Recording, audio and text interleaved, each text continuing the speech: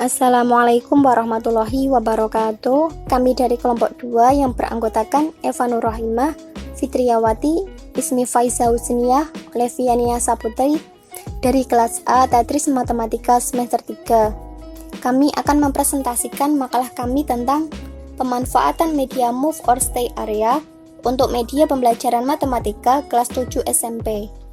Di sini kami akan membahas tentang latar belakang pemilihan atau pengembangan media, pengertian media pembelajaran, penjelasan tentang media pembelajaran yang kami pilih, yaitu Move or Stay area.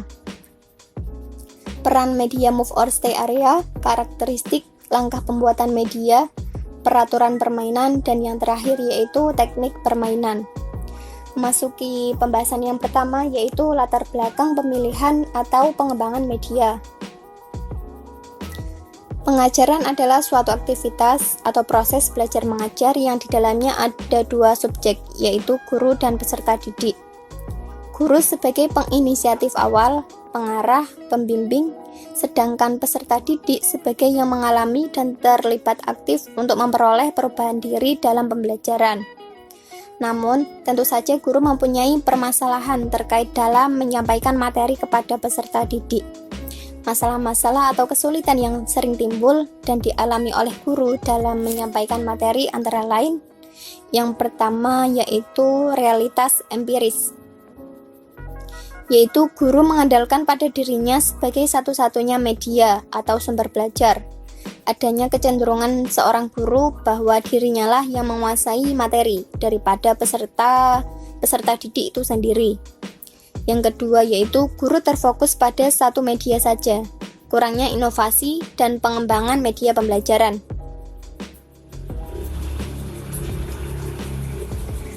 Yang ketiga yaitu kurangnya pemahaman guru dalam mengimplementasikan langkah-langkah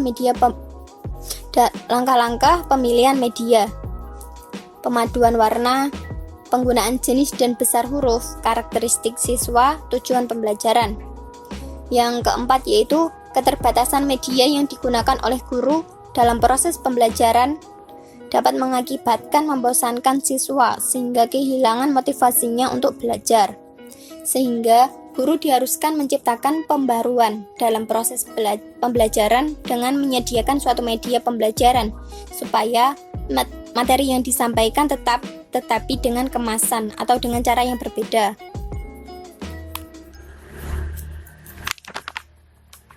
Upaya yang harus diperhatikan oleh guru dalam menyelesaikan masalah antara lain, yang pertama, guru harus memiliki kesadaran dan kecakapan dalam memanfaatkan media pembelajaran.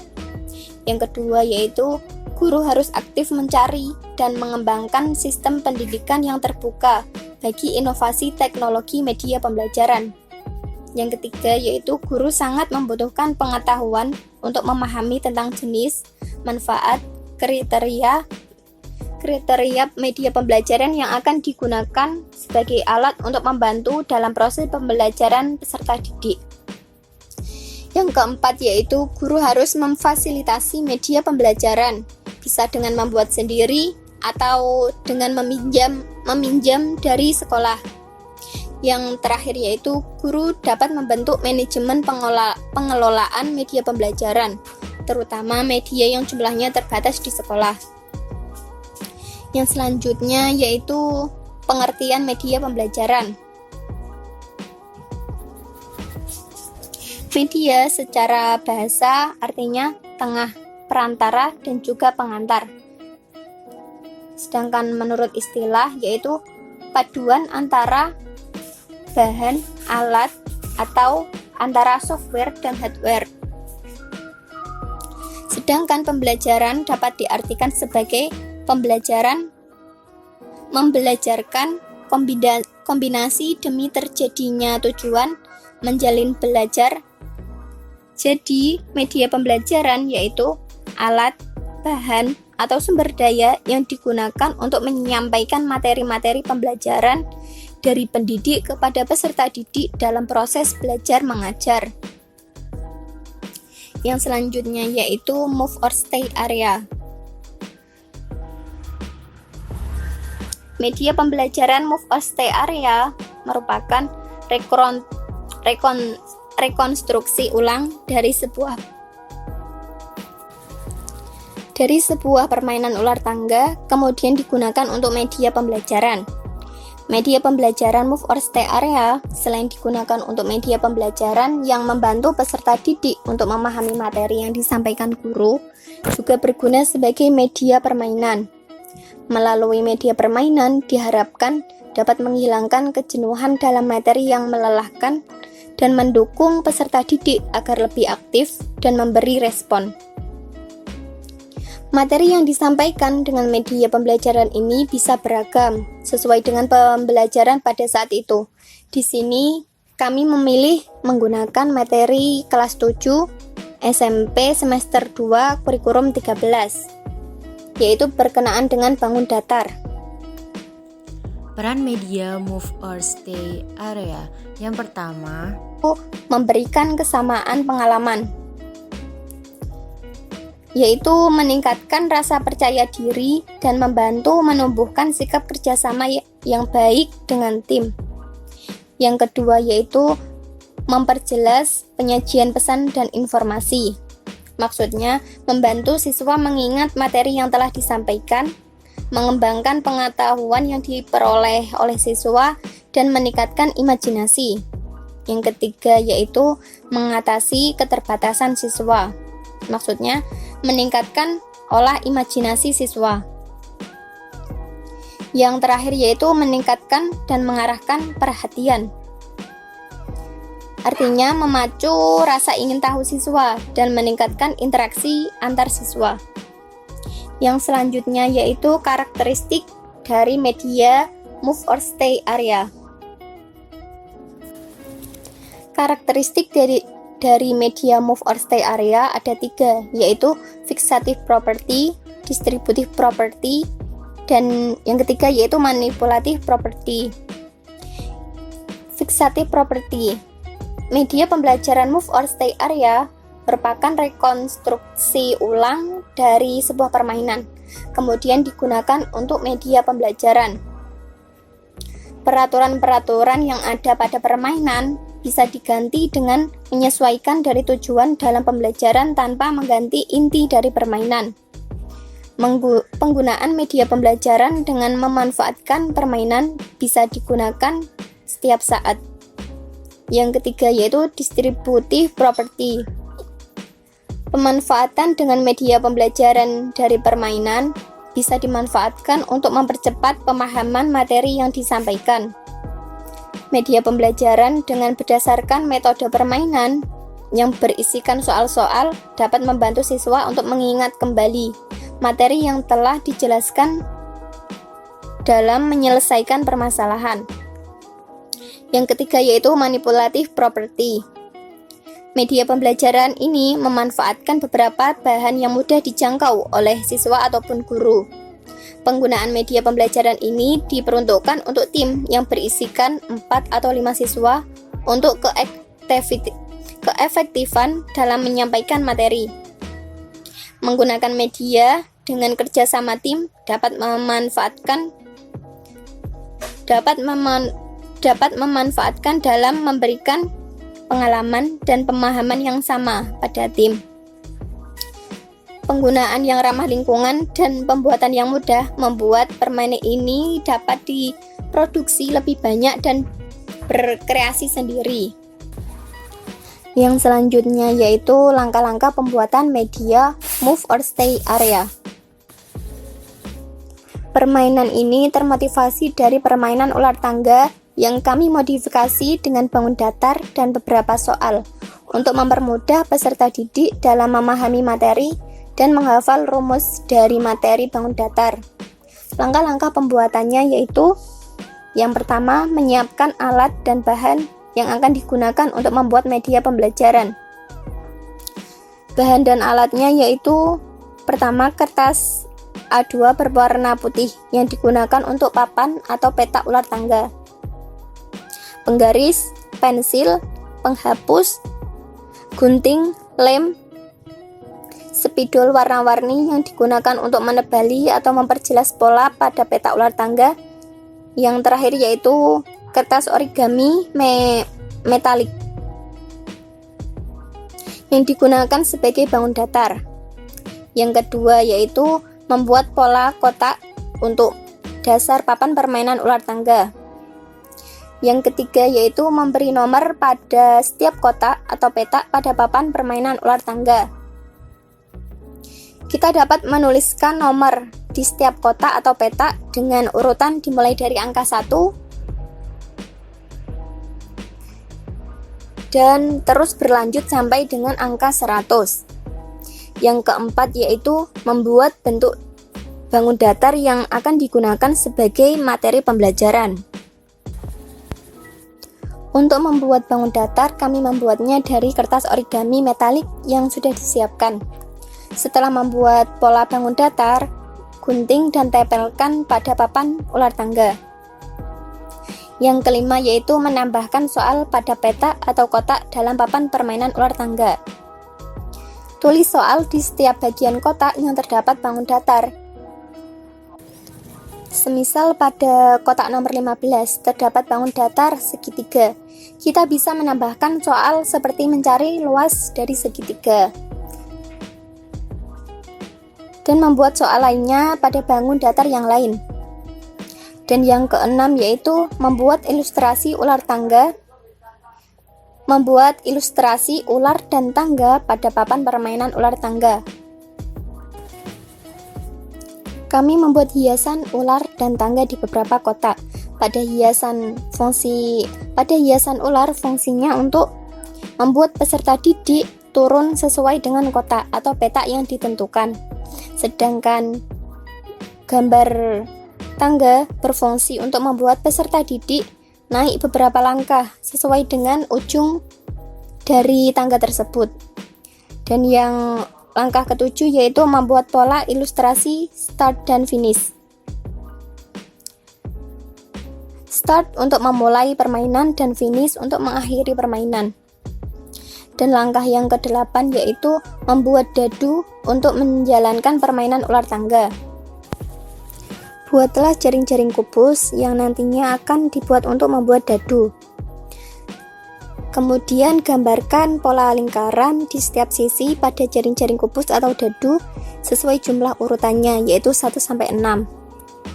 Kemudian rekatkan bagian-bagian yang sudah digambar lingkaran menjadi satu dengan menggunakan lem hingga membentuk. Selanjutnya yaitu peraturan permainan. Ada beberapa peraturan yang harus dipatuhi oleh para pemain, yaitu yang pertama, kotak yang memiliki gambar bidang datar. Pada papan permainan ular tangga terdapat kotak yang berisi beberapa gambar bidang datar, seperti persegi, persegi panjang, segitiga, trapesium, jejer genjang, belah ketupat, layang-layang, dan lingkaran. Di setiap gambar terdapat pertanyaan yang harus diselesaikan oleh peserta didik. Jika peserta didik tidak dapat menjawab pertanyaan, maka konsekuensinya adalah dia tidak boleh bermain untuk 1 putaran ke depan. Dalam menjawab pertanyaan, peserta didik diperbolehkan untuk membuka buku atau bertanya kepada teman. Waktu yang diberikan untuk menyelesaikan soal adalah 1 putaran. Jika pion tidak bertempat pada kotak yang tidak ada gambar bidang datarnya, maka peserta didik hanya perlu menunggu giliran untuk putaran selanjutnya tanpa perlu menjawab soal. Yang kedua adalah kotak dengan bergambar ular. Apabila peserta didik menepati kotak yang bergambar ujung ekor ular, maka pion harus turun sampai pada kotak yang bergambar ujung kepala ular dari ujung ekor yang sama. Jika ujung kepala ular tersebut terdapat gambar bidang datar, maka peserta didik harus menjawab soal pada kotak tersebut. Yang ketiga adalah kotak dengan bergambar tangga. Apabila peserta didik menepati kotak dengan bergambar bagian bawah tangga, maka naikkan pion sampai dengan kotak yang bergambar ujung tangga atas. Jika ujung tangga tersebut terdapat gambar bidang datar beserta soal, maka peserta didik harus menjawab soal pada kotak tersebut. Yang keempat adalah dadu dengan angka kembar. Jika pemain memperoleh angka kembar pada kocokan dadu pertama, maka pemain boleh mengocok dadu kembali. Apabila di kocokan kedua tidak mendapatkan angka kembar, maka angka kocokan pertama dijumlah dengan angka kocokan kedua. Jika kocokan kedua mendapat angka kembar, maka pemain boleh mengocoknya sekali lagi. Jika kocokan ketiga mendapat angka kembar, maka pion harus memulai dari awal permainan atau start. Jika kocokan ketiga tidak mendapat angka kembar, maka langkah yang harus dijalankan adalah penjumlahan dari kocokan pertama, kedua, dan ketiga.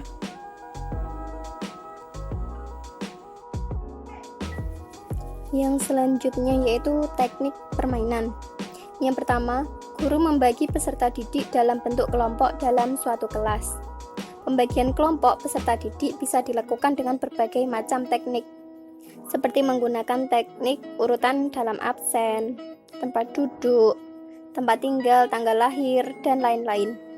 Guru bisa membagi peserta didik dengan setiap kelompok beranggotakan 3 atau 5 anggota, atau bisa membagi jumlah peserta didik dalam permainan sesuai dengan kebutuhan, sehingga setiap kelompok bisa berisikan lebih dari 5 anggota. Yang selanjutnya yaitu menentukan urutan dalam permainan. Setelah membagi kelompok, peserta didik harus menentukan urutan permainan.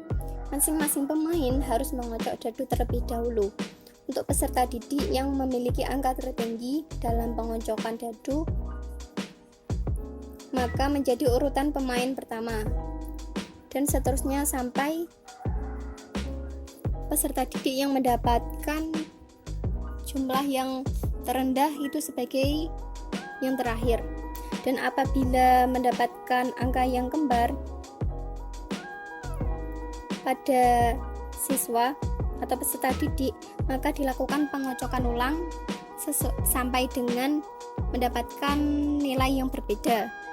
Yang ketiga yaitu peserta didik mengocok dadu untuk menentukan jumlah angka pada pion atau bidak.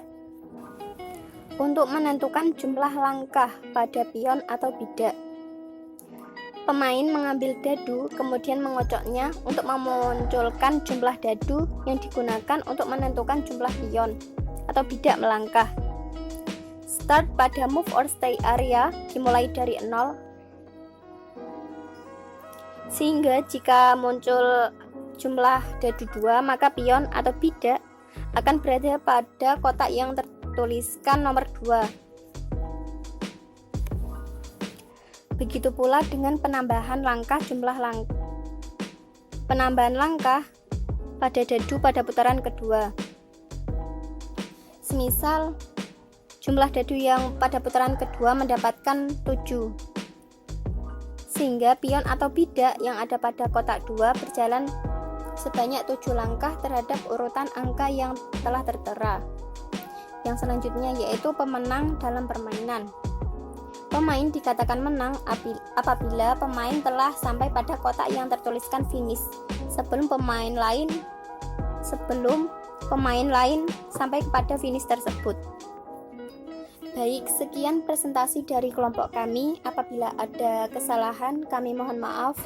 Semoga apa yang kita pelajari pada hari ini dapat bermanfaat bagi kita semua. Terima kasih. Wassalamualaikum warahmatullahi wabarakatuh.